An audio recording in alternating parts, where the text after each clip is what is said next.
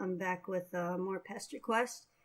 I'm going to play Rose's route now. Something beyond the sky. Okay, let's do this. On the advice of your new friend John, you go to visit one of his close comrades. Close only figuratively speaking, since it seems she lives all the way on the other side of the country. That's no problem for you, though, since your new powers let you hop anywhere, anytime, even to places that don't exist. Like New York, for example. Well, you think your powers let you do that. You just have this distinct metatextual feeling that you could pretty much go anywhere at this point. You know that doesn't make any sense. There's nothing that doesn't make sense about friendship, though, and that's exactly what you're about to do. Friendship, that is. You're about to do some friendship by making a new friend. Her name is, you check your notes, Rose. This is her house, apparently. Looks kind of weird and modern, and it's situated in the middle of the woods for no good reason you can think of. Also, it's pouring rain, which is not what you would describe as ideal friend-making conditions. Still, nothing stops a mailman, not from delivering mail, nor making friends. Rather famously, rain and other similar weather patterns provide no deterrent to the performance of his duty. Rain, sleet, snow, or hail will deliver what you mail. And there is no duty more important than friendship. Oh, Jesus. Suddenly, a woodland girl approaches. Who goes there? Oh, it's your new friend Rose, obviously. There's literally no one else this could be. You introduce yourself. You are the cool mailman who John told her to expect a visit from soon. You would doff your mail hat to signify a friendly greeting, except recently you accidentally dropped it into a sewer, along with all your other mail-specific clothes, as well as all the mail you're supposed to deliver, as you explained to her gratuitously in an unconvincing manner. It's not a great start, you admit, but you've done much worse. That's true, I just saw it. Okay, you are not a mailman. Yikes! You are busted almost immediately. You briefly consider whether you should double down on the lie and try to say something mailman-like, or whether the right call is to come clean, since she clearly is too smart for this amateur bullshit. But it's taking a few seconds too long for you to decide, which looks guilty as hell. That's it, the jig is up. You slouch in defeat. You ask her if she would please consider not telling John. Your heart couldn't take it if you found out your entire friendship was based on a lie. You want me to keep a secret from one of my best friends to protect the feelings of a random buffoon who I've never met and arbitrarily showed up to my house in the remote wilderness like a creep. Exactly. Yes. Yes, that's what you want. It's an interesting proposition, for no reason other than its audacity. I admire your resolve in the face of humiliation. This doesn't mean we're friends, though. Oof, rough. Well, that's fine. You're hopeful. Your mind is fuzzy, but you think you remember this. You're good at this. You are excellent at making people like you through underhanded means. You can't wait to take advantage of this 13-year-old girl's goodwill. Okay, wow, not like that. Let's not be fucking weird. In fact, let that be the last creepy thought you have for comical purposes. S-grade jokes only. Let's all get our brains out of the gutter. Yeah, I don't know who this person is, but they just came back from chilling with Doc Scratch, who is one of the more creepier characters. So not great. Rose raises a thin brow. There's something unsettling about her deep violet eyes. You're pretty sure most humans don't have eyes like that, but what the fuck do you know? You're a stranger around these parts. Wait, aren't you a human too? Whatever, it's not a big deal. Not when there are friends to be made.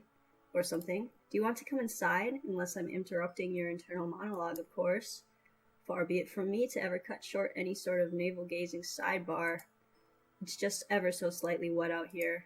You would absolutely love that. If it's not too much trouble, of course, you wouldn't want to put Rose out. You're lying, though. You are 100% fine with being absolutely infuriatingly obnoxious if it means making a friend. Isn't that just how it goes? Rose purses her lips, considering.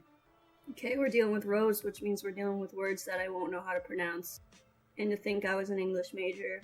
Your predilections towards mailman mimicry weren't all that John told me about. Oh? He also said that you had certain powers. Powers of teleportation and time travel. I told him that he must be mistaken, since it's a well-known and accepted fact that magic, although a popular and highly engaging subject of fiction, is fake as hell. Oh, your zappy powers? No, those are totally real and not fake. Real in a different way than you being a mailman is real, since that is actually made up. Is that so? Prove it. Okay. You shrug, easy enough. You hold out a hand, and after a moment of hesitation, Rose puts her fingers in yours. Her nails are long and sharp and painted a glossy black. She closes her eyes and her umbrella droops. Rose does not have long fingernails. Should I picture my room or something similar? I'm not quite sure how this is supposed to work. She still thinks you're fucking with her. You tell her that you guess she can do that if she wants. Whoop. Yeah, she doesn't seem to have been expecting that. God, her room is so fucking messy. I think she has John's birthday circled in the back there. That's nice. You zap the two of you inside the big modern house. When you open your eyes, you find yourself in a large, messy bedroom. Oh! She drops her umbrella. You really did that. Rose stands in the center of her room in full rain gear. Her boots track muddy prints into the thick white carpet. Surprise! You really are magic. Rose puts a small hand against her perfectly painted black lips. She seems momentarily lost for words, and get the feeling that it is not a thing that happens very often. Her eyes are wide and deeply purple. They're sparkling, you might even say. Hold on, I'll be right back. Stay here, don't go out in the hall. It's not safe. You tell Rose to take her time. You're happy to just stand here dripping on her nice clean floor. She leaves the room, and you take the opportunity to examine your surroundings a little more closely.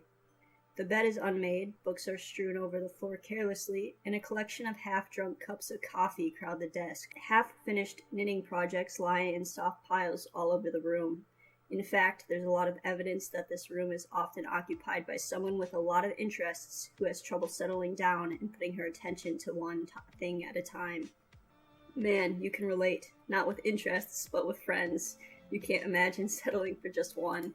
Rose has a number of posters on her walls, although nowhere near as many as your friend John. A calendar hangs beside the window. Days ticked off with little X's, all the way up to 4/13, which is circled. You step closer to read the year day up in the corner, 2009.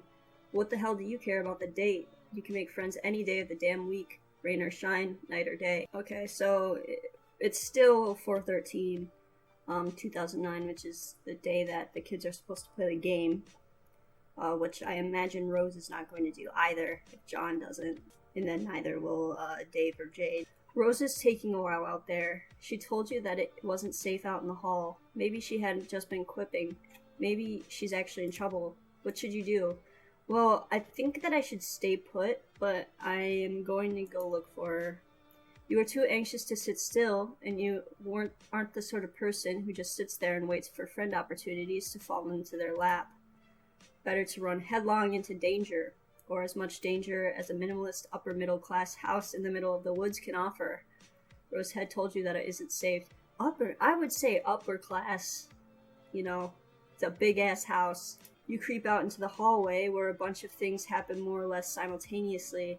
A deluge of quick-time events that you had no idea were coming. Lightning flashes in a perfect jagged line across the tall window at the end of the hall, followed immediately by a crash of thunder so loud you think the house might be falling down. Abruptly, all the lights go out. Another flash of lightning, and for a moment you see a long, thin figure superimposed against the window. That's Mama Lawn, right? You freak the fuck out, jumping about a foot in the air and yowling like a cat. A small hand lands on your shoulder and you jump again. Calm down, it's just me. Rose speaks in a normal tone of voice, and it's jarring. The house is echoey and cavernous, and there's just something about a dark house on a stormy evening that makes you want to whisper. I told you to stay put for a reason. It's too early for my mother to be sauced enough not to notice random strangers in her house, and I don't want you to go through the tedious process of explaining who you are. Well, she did see me. You had a perfectly understandable reason for why you left, and that reason is that you were lonely. Rose snorts. Cold. You mean you were cold? Well, you are soaking wet. Follow me. She grabs you by the wrist and tows you down the hall. You wonder if you should warn her about the strange, wraith-like figure you saw by the window, but you don't want to freak her out. Although her mom might be at risk too. Whatever, moms are tough. They do what they can. She'll be fine. This probably isn't the first time she's gone toe-to-toe with a weird Slenderman. This house looks haunted as shit. Yeah, it does. Rose brings you to a dark laundry room, then motions you to take off your hoodie, which you do gladly because it's soaking wet. That's interesting. Yeah, I'm not really wearing anything, am I? The design on the front, does it mean anything? Oh, yeah, it's kind of cool. A blue line that zigzags on the end like lightning. Looking at it makes you feel unsettled. You realize Rose is still waiting for a response, so you just hand her the hoodie and tell her no. You're pretty sure it's just an abstract design. Okay, so I don't know what's on my shirt either. I feel like getting the powers is the thing that messed up my memory, but not sure. Then you stand there while she tosses the sweatshirt in the dryer, feeling the alarming currents of memory in your bloodstream. You're sure there must be something you forgot to do. You continue to feel weird as Rose hits the dryer button and nothing happens. Fuck. She hits the button a few more times as if that will make a bit of difference when the power's out. She presses her thumb and forefinger to the bridge of her nose. Yeah, I don't know why we thought that would work. Well, you aren't going to fit into anything of mine. She leads you down more dark hallways. Man, this house is unreasonably huge. You ask Rose if a lot of people live here. No, it's just me, my mother, and a horde of liquids not soluble in water. Here, try not to drip on the carpet. You aren't sure how you're supposed to manage that, but okay. This room is large and dark, and when Rose parts the curtains, a flash of lightning illuminates a 4-poster bed, a long counter, and a shelf covered head to foot in bottles. She keeps alcohol in her room. Rose vanishes through another door, leaving you to peruse. This is all liquor. Shit, this is a lot of booze. Here, I'm not sure what you would want to wear, but this should work until the power comes back on and we can dry your clothes. Rose hands you a long silk robe. She won't miss this. I don't think she's ever worn it. She only wears the one outfit, so. She has this whole closet full of fantastic clothes that she never puts on. You take the robe and go into the large master bedroom. It's kind of a mess. The tub looks like it hasn't been cleaned in a long time. The robe gives you the same knotted feeling of familiarity that looking at your hoodie did, but you put it on anyway.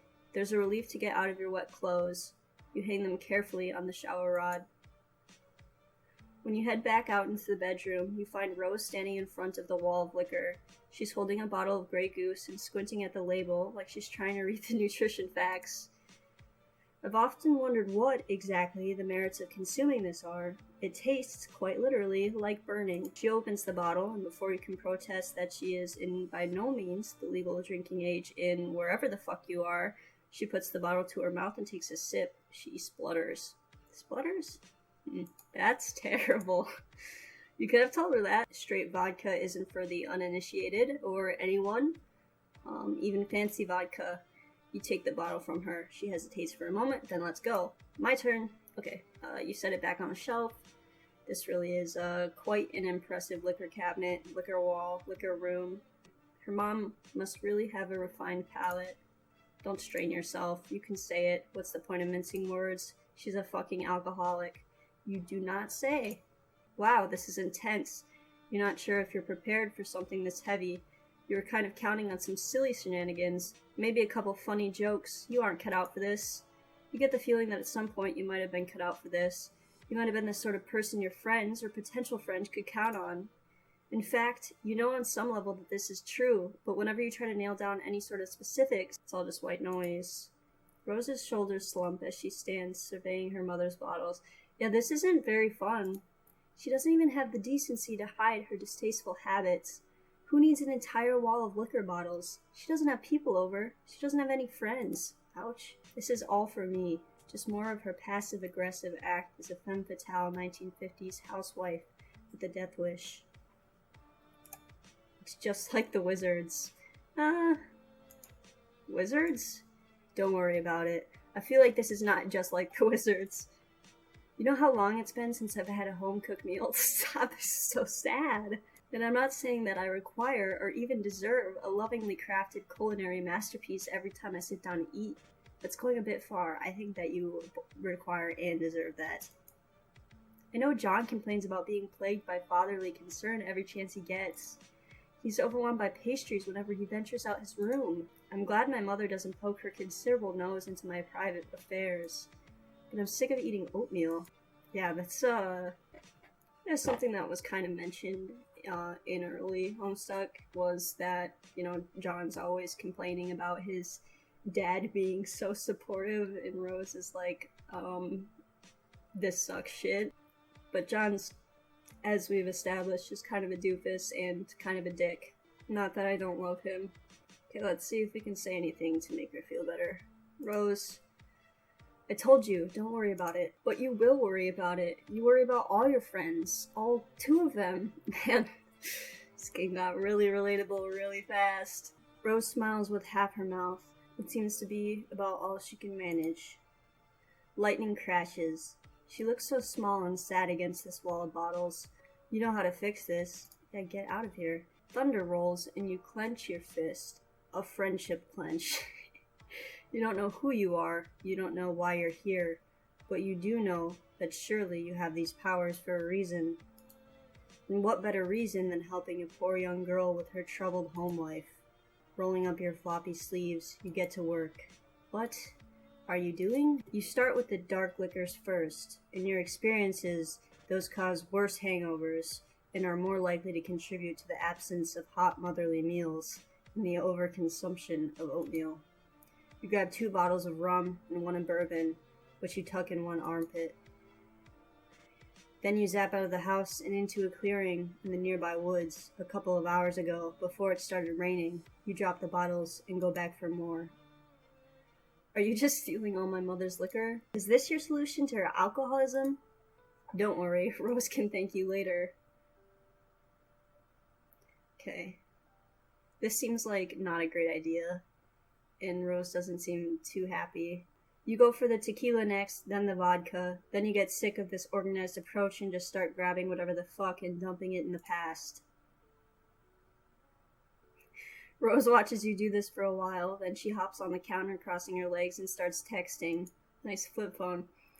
Wow, she's really so intent on her conversation that she isn't even noticing you fixing her domestic situation.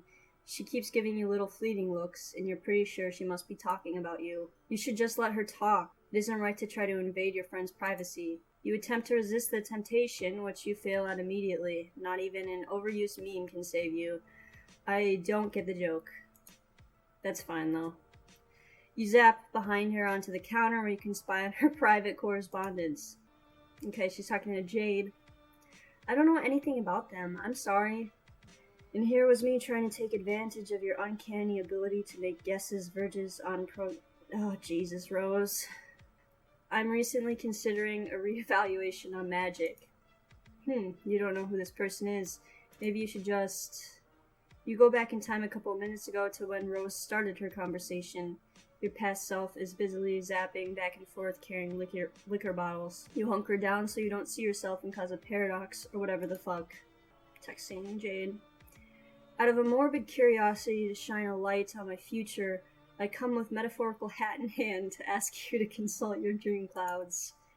Do you happen to know anything about a strange cardboard cutout creature masquerading as a mailman? Are you sleeping? Sorry, I had to scold Beck. He's been acting really weird all of a sudden, probably thanks to me? Or the game? Anyway, is this the same mailman that John was talking about? The fake one who hung out with him? That's the one. They are currently emptying my mother's liquor cabinet in an attempt to prevent her from overindulging herself. Oh, are they drinking it? No, I think they're just dropping it into the woods with their magic powers. Oh, Do they know that she could just go out and buy more liquor? That's something you can do where you live, right? Yes, well, not exactly where we live. I think the nearest boozery is a good 20-minute drive. I'm not actually entirely sure where my mother got it all. We don't own a car as far as I know. Sometimes it seems like she just has the ability to make things appear. Within a purifier? I don't know anything about them, I'm sorry. Okay, I just read this. She wants Jade to give her the answers since Jade has the ability to know things, thanks to her dream clouds. I'm still pretty sure magic is fake. At least the kinds of magic you're talking about, like teleportation. There's probably some real magic out there somewhere. Yes, for instance, the sort that lets you spy on your host's private correspondence. Uh-oh. Uh-oh. You freeze.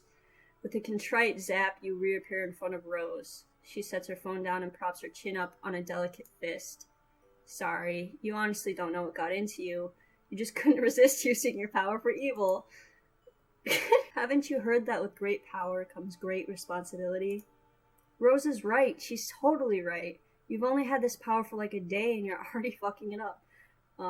So you still aren't used to the idea of being able to just zap all over the narrative. Clearly, you did not appreciate the implications. Zapping all over the narrative sounds potentially stressful. Oh, you bet. You are incredibly stressed right now. Nice. Rose laughs. You apologize to her for stealing all her mom's drinks. That was kind of overzealous of you, you don't say. No, actually, I thought it was hilarious. I've never really been one for pranks. You sure I'm the alien? Why did she put quotes around the word? That's always fallen more into John's wheelhouse. But there's nothing wrong in occasionally stepping outside of one's comfort zone. Let's do the vodka next. The two of you working together gets the place cleared out pretty quick. You zap Rose along with you to the bright clearing in the field, and for a moment she just stands in the sunbeam, blinking up at the cloudless sky. Her expression says she still might not be totally convinced any of this is happening. When all the liquor has been transferred from the bedroom to the woods, in a big glittering dragon's hoard of booze, you and Rose fall down next to it in a messy heap. Well, you fall into a messy heap.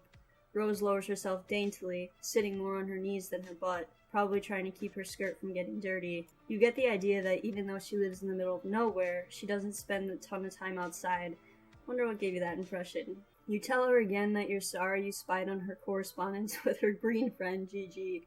Also, you hope she isn't going to get in trouble with her mom. I'm not unduly concerned. I'll tell her where it all is in a couple days, although by that time I'm sure at least a good third of it will be water damaged.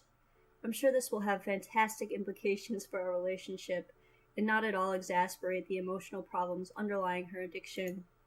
Okay, you laugh. You laugh awkwardly. Well, now you kind of just feel like an asshole. Rose lies back on the grass and raises a hand to trace the curves of fluffy white cloud. She closes her eyes.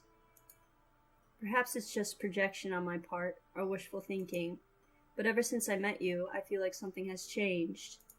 Or rather, something has failed to change, if that makes any sense. Yeah, it does. You're not going to be able to play the game. It's probably nothing. I mean, I guess it's a possibility that they won't all die by meteors, but them playing the game isn't what summoned them. Like, they were going to come anyway, thanks to other people playing the game. And it's possible that me getting these powers messed that, it up completely, but, we'll see, I guess. Or not. Her eyes flicker back open, endlessly purple, fixed on the sky like she can see something beyond it. And once again you feel like there's something really crucial that you forgot. But at least you've made a new friend, and even if you don't think Rose's brand would ever allow her to call you as such, you're lying in a sunny clearing next to a pile of alcohol, and honestly, it doesn't get much friendlier than that. I think that Rose's brand is okay with calling people friends. She just called John one of her best friends, and that was 3 minutes ago. Victory! Sweet! So sometimes all you have to do to make friends is get time traveling and space traveling powers and get rid of all their mom's alcohol. Easy peasy. Well, I still have to see what the failed route is. And I also want to see what happens when I say no to the first question. Okay, you want me to keep a secret from one of my best friends to protect the feelings of a random buffoon who I've never met and arbitrarily showed up to my house in the remote wilderness like a creep. Last time I answered yes, so I'm just gonna say no. Man, you guessed today is the day you get owned by teens. She is totally right. What are you doing just wandering up to her house without even calling first? It's just totally disrespectful of her time. No need to self-flagellate. Oh, Jesus. It was a simple suggestion to more critically examine your motivations and actions in the future. No, she's right, you're going. You zap away, aiming for a spot a half-mile away into the woods where you can become properly soaked and miserable, and instead we end up here. But instead of trees, you find yourself standing in front of a bank of computers. Shit, you misfired. Yeah, so is this the, lab next to Rosa's house. Wait, you remember seeing a big structure off in the distance when you were in front of Rosa's house. You figured it was just some sort of office building, but this looks more like a factory or a secret research lab. The computers show coordinates on a screen that don't mean anything to you. A countdown clock is frozen on 4:13.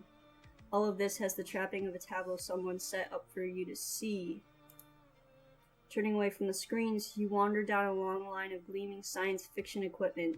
It reminds you of the pictures of old computers from the 1950s, the ones that took up entire rooms. You bet you could go back and visit some of those if you zapped hard enough.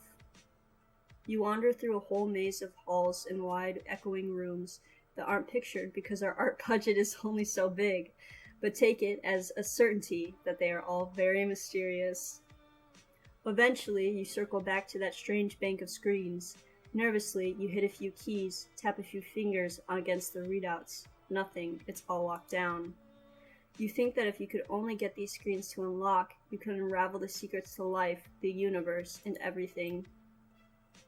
Or maybe it's your memories you are trying to unlock. Maybe then you'll understand the seething waters of this endless ocean of time and space intertwining in the... Yep, there's a cat in here, huh? Oh, and Mama Land. You turn around expecting a cat, and you do get a cat, a very adorable black kitten, tiny and soft, with far more eyes than cats should have. Aw. But the cat isn't the only thing here. It's funny, those eyes, because they're smaller, they just look like eyebrows. A woman in a sleek white lab coat and sensible heels holds the cat, pinning you to the spot with her gaze, or at least you assume she is. Her hair is in her eyes, and the light is behind her, so all you can see of her face are her painted lips. So we're just gonna keep pretending that the reason we can't see their eyes is because of, like, things in the way. I think we just don't want to canonically confront the fact that none of the adults have eyes, huh? Sorry ma'am, you absolutely didn't mean to trespass in her secret science lab. And you actually aren't lying. You really did just fuck up this time.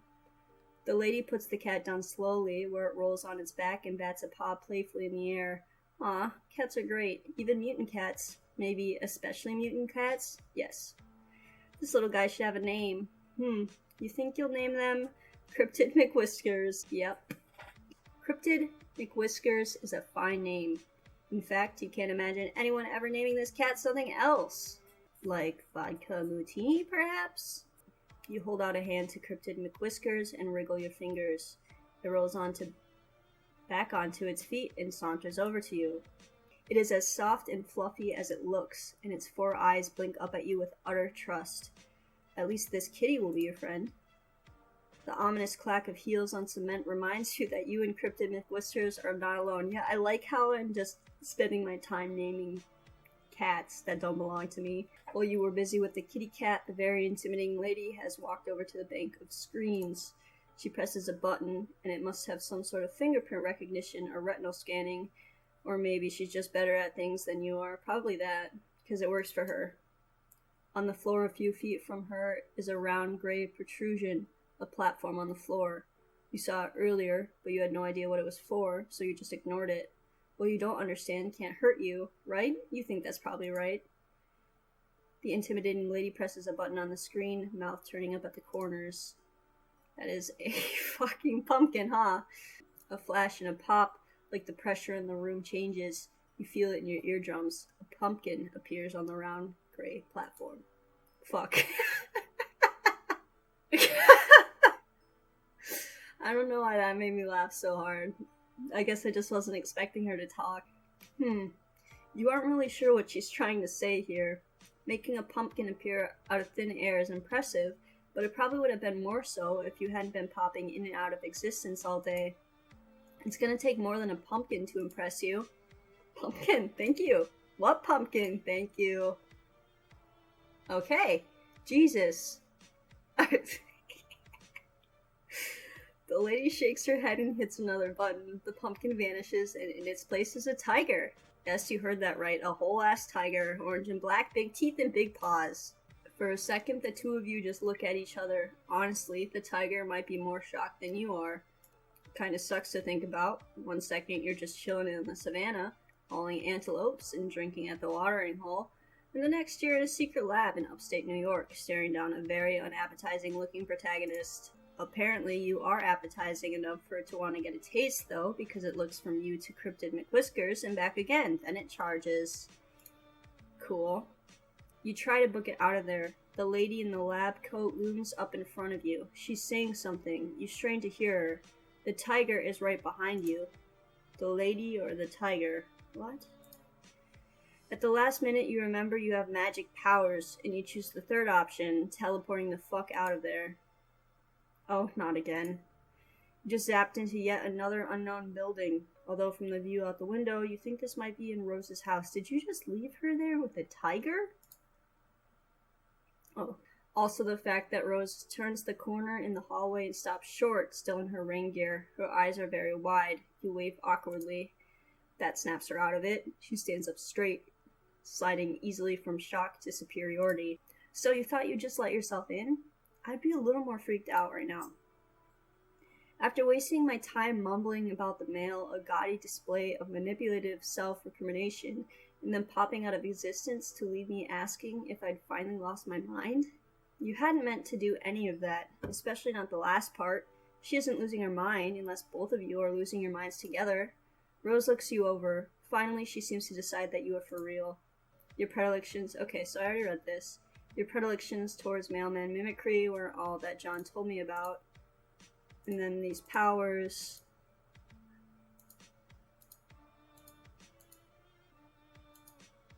Okay, so she's asking me to prove it.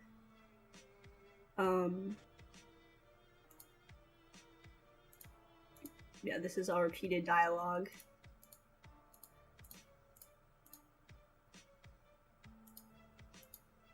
Okay, so now we can see what happens.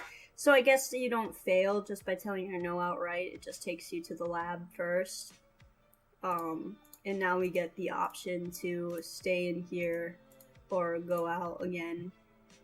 And so since we went out last time and it led to a victory, I'm assuming that staying put won't be as effective.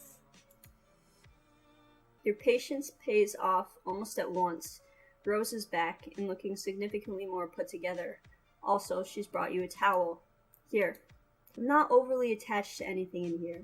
It's mostly just childish nonsense I haven't yet bothered to rid myself of, but I'd appreciate it if you tried not to drip on any of the notebooks. She has changed out of her raincoat and boots, and she's dressed in a neat black skirt and a white shirt with a purple blob thing with tentacles. What is it with these kids in their blob shirts? Now that's dealt with, please sit down. She crosses her legs. You suddenly feel like you're at a job interview, friend interview. You wish you were a little less damp. Actually, let's switch places. You're still pretty wet. You don't want to get her bedspread messed up.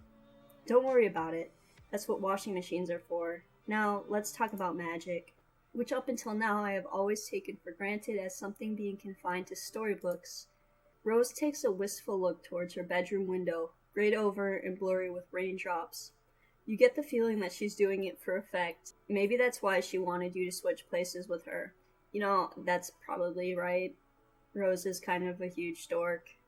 And then comes you, the not a mailman with a penchant for showing up and attempted to make friends with unwitting children. Yeah, when you put it like that. Well, fair, she's got you there. But honestly, she might be a child, but she really doesn't seem to be unwitting. On the contrary, she's really quite witty. I'm glad you noticed. She folds her hands and clears her throat. You think that if she had any notes, she would be shuffling them. And so, the question remains, are you a good witch or a bad witch? Or are you a wizard? We've already established that you are not a public servant.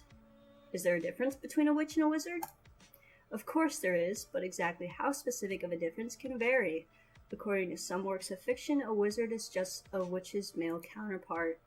But in certain mythologies, for interests of theory and legend, the difference appears to be class-based. Oh my god, I'm learning so much! See, she's a fucking nerd. She knows all this shit about wizards and witches. Wizards reside at court and are classically trained, while witches are self-taught and run wild through the forest.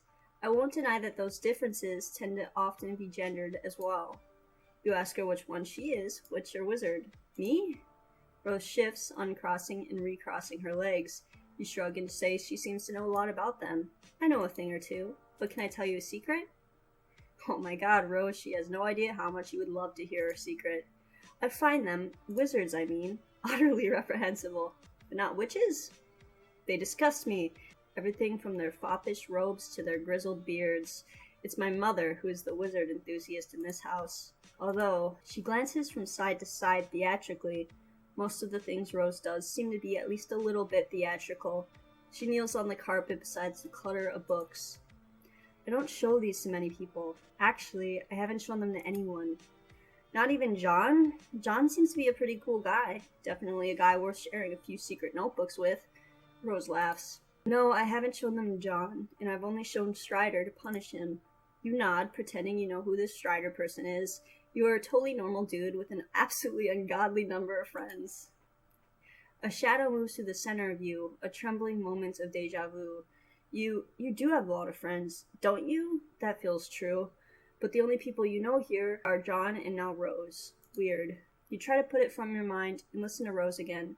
She's still talking about this mysterious Strider, flipping through one of her journals. Too quickly for you to see anything specific, only that it is full from cover to cover. Dedication.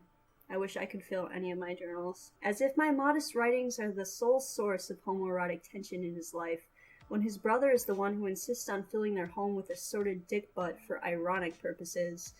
Okay? Rose rolls her eyes. Oh boy, you missed the beginning of that.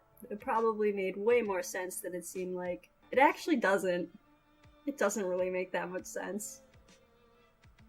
Rose is searching through her notebooks, checking markings on the spine that seem to be some sort of cataloging system of arcane symbols. Where is... oh, right. She does something quick and complex with her fingers, and another notebook pops into existence and falls into her lap. You gape. Rose really is a wizard. What? It's just a Silodex. A child could use one. Here. This notebook has a couple of drawings in it, but most of it is filled with small, neat handwriting in lavender ink. Is Rose writing a book? No, don't be silly. I'm writing 4 books at least. 5, depending on whether I decide to flesh out Calmassus' backstory. Rose is literally me when I was 13. Just kidding, I wasn't goth. It isn't strictly necessary, but it does add certain amounts of valuable character insight, which renders their actions in later volumes more sympathetic. Not that I need any of my anti-heroes to be sympathetic. I'm just thinking of what the literary reviewers would say. You nod. Smart! You never would have thought of what the literary reviewers would say. She's honestly pretty impressive for someone her age. Age has nothing to do with it, but don't get carried away. It's only a rough draft. You ask her if you can take a look. She hesitates, but you doubt she would have shown it to you if she didn't want you to look. What the hell? If you can't trust a strange spherical imprint you met outside in the rain, who can you trust? Good point. Right? Your thoughts exactly. Rose hands you the notebook and you open it at random, letting fate just guide your hands.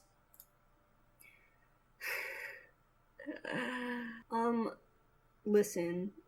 I like this handwriting, but I'm not sure I'd call it neat. Or maybe it is. I'm honestly not too great with cursive. Frigglish bothered his beard, as if unkinking a hitch in a long silk windsock. A more pedestrian audience would parse the exhibit as nervous compulsion, behavior to petition contempt among the reasonable. He was, however, not surrounded by the reasonable, but the wise, a distinction in men that would forever be the difference in history's garland of treasured follies. As a matter of fact, his cadre of fellow wizards were all putting similar moves on their beards as well. The practice would have been thoughtfulness. Why, Rose, why? I know what these words mean, I just don't know how to say them. The practice would have been thoughtfulness if they didn't do it all the time. Standing in line at the bank, shooing squirrels from bird feeders. Few occasions were safe. Maybe they're just always thoughtful. Zazerpin inspected the clue, a single piece of evidence cradled in his... Jesus. Gracious old man palms. It was a human bone, not striking in the tale it told alone, so much as that told by the thousands like it, festooning the marshy soul of the mass grave. Oh boy. The grisly expanse bore the texture of a decadent dessert, like one of Smarnie's formidable custard trifles wobbled out on wheels for the holidays, to the dismay of a small nation. You're certain of this? Asked Frigglish. Despite what he was doing with his beard, he was in fact immersed in meaningful contemplation. I'm afraid I am becoming more so with each terrible tick groused by that gaudy timepiece slung around your neck. In case it wasn't clear, Friglish wore a clock Zazapan didn't care for. It was magic. The massacre of oh boy, was not as written. Wow, this is pretty dense. You don't fucking say. But smart. You stroke your own imaginary beard and pretend to ponder the deeper meaning. Yes, intriguing. Zazapan and Friglish. Clearly, there is some history there. Yes, clearly, but what the two of them shared went beyond simple romance. That's why it has gone so spectacularly sour. Rose becomes increasingly more animated as she tells you about her gay wizard OCs, like she is far more interested in them than she is in herself. One day you will be a gay wizard. They share an intellectual bond, a mutual dedication to knowledge and the preservation of such. The goal of the learned is to amass their wisdom and keep it from general dissemination into the main populace of wizards. They feed it to their apprentices in drips and drabs. Of course, this will eventually lead to ruin, of course. You flip further in the book, searching for the part where it leads to ruin. Ruin sounds interesting. Oh, here's the ruin. Zazapan knew he would see this wayward apprentice again. Knew it like he knew the tide would turn and the sun would blaze to its zenith as each inexorable day passed. Now they stood diametrically opposed across an overgrown chessboard. His apprentice's eyes were hidden behind dark glasses, but Zazapan knew that if he could see them, they would be riddled with madness of the void. Calmesis wasn't here for justice or for revenge. They were here exclusively because Zazapan had something they wanted, something they were owed. You flip through the notebook, checking out the drawings. There are lots of wizards, each more bearded and venerable than the last. One of the pictures, the most recent, maybe since it's on the very last page of the journal, is of two young wizards, twins maybe. They have gray hair and are wearing slick green suits and are standing back to back with their arms entwined, staring into the middle distance. Yeah, so this is Rose's in progress Complacency of the Learned, which she publishes in the Alpha universe. And I believe Calmesis is like supposed to be a representation of Calliope and Caliborn, so this twin thing probably refers to them. It's very anime. You compliment Rose on her artistic prowess. Yes, thank you, they're all right. I'm a much better writer than I am an artist. You tell her you think she's really good, way better than you. You're absolutely positive she's going to be famous one day, just maybe not in this universe. I appreciate the encouragement, even though I know you're just trying to flatter me due to your strange thirst for affirmative experiences. Isn't that just how it goes? John told me all about that. Damn, busted. But you really do think she's talented. It's fine. It's not as if my social calendar is overfull out here in the middle of the woods. Don't tell anyone I said that I don't have many friends. And don't tell them I've been drawing. He'd be insufferable.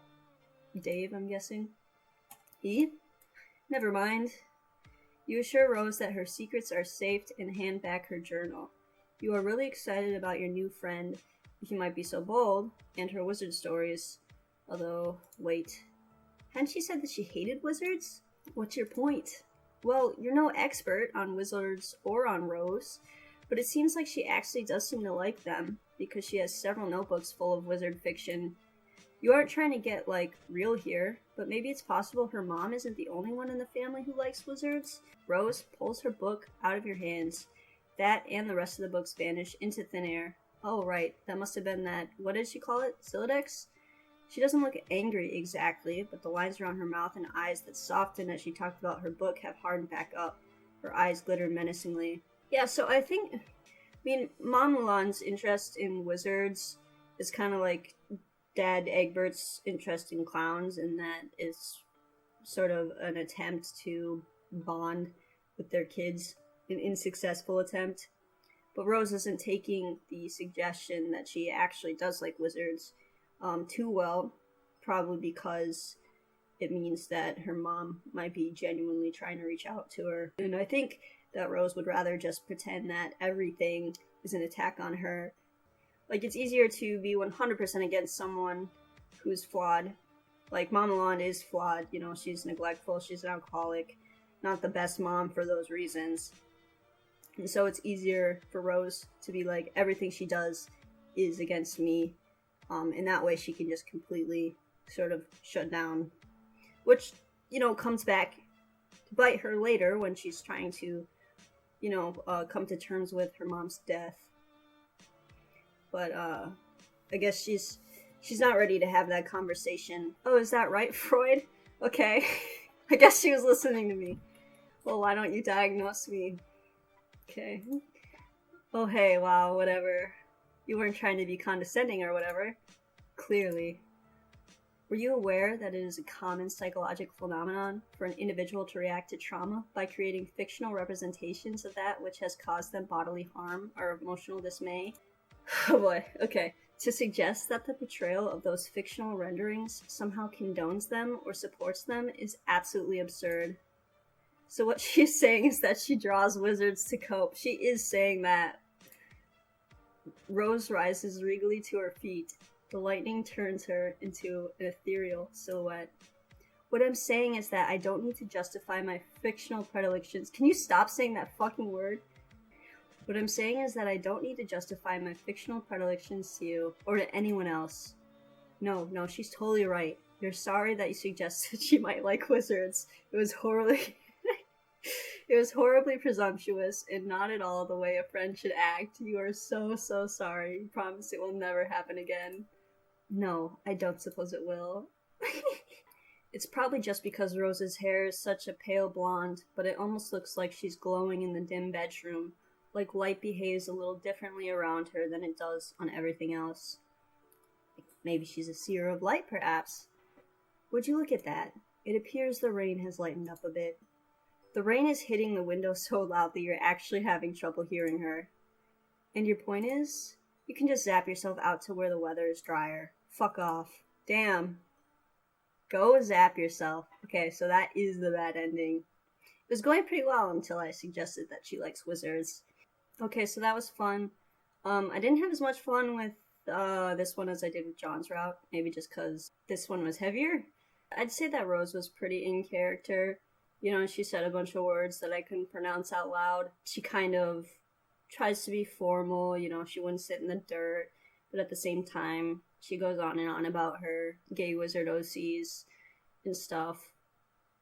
I feel almost like she should have, like, been more of a jerk to me, more snide, because I think that's one of my favorite qualities of Rose. I feel like she could have been more sarcastic.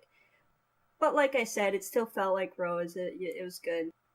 As for, you know, the narrative with my character, I am curious to see if we're going to uncover as we go along sort of what's going on with my memories, or if it's just going to be brought up sort of in each route that I can't remember things and just leave it at that. Having not played Friend Sim, I don't really know if that had a through narrative. It seems like it did. But yeah, that's it for this. Thanks for watching.